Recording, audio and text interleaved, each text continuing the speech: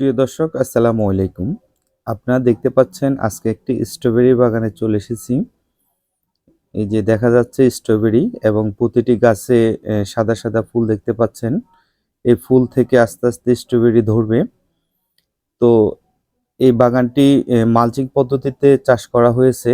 এই বাগানে মালচিং এর উপরে স্ট্রবেরি চাষ করেছে এবং জমিতে বর্তমানে উনি সেচ দিচ্ছে। তো এখানে অসংখ্য গাছ রয়েছে আপনারা দেখতে পাচ্ছেন।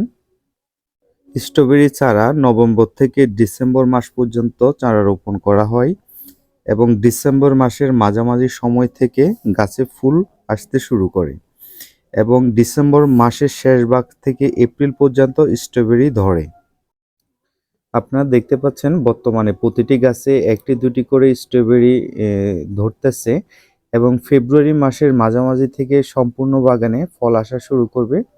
এই যে দেখতে পাচ্ছেন একটি গাছে কি পরিমাণে স্ট্রবেরি ধরে আছে।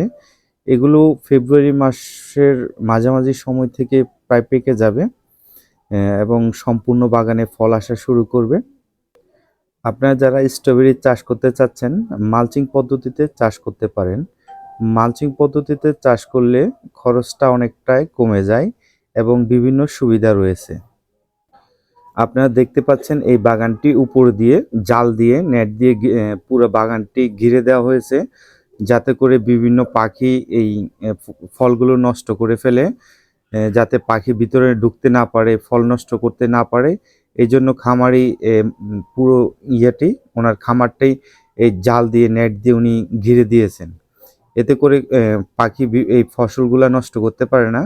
আর স্ট্রবেরিতে বিভিন্ন রকম পাখি আক্রমণ করে, পোকামাকড় আক্রমণ করে। এই যে আপনারা দেখতে পাচ্ছেন প্রতিটি গাছে সাদা সাদা ফুল ধরে আছে। প্রতিটি গাছে ফুল আসতে শুরু করেছে। এই যে ছোট ছোট ফল দেখতে পাচ্ছেন আপনারা, ফলও আসা শুরু করছে একটা দুটো করে। আপনারা কেউ যদি চান ছাদ বাগান করবেন স্ট্রবেরির, ছাদেও আপনারা লাগাতে পারেন। চারা প্রায় 35 টাকা করে প্রতিটি চারার মূল্য। তো আপনারা ওনার কাছে চারাও পেয়ে যাবেন।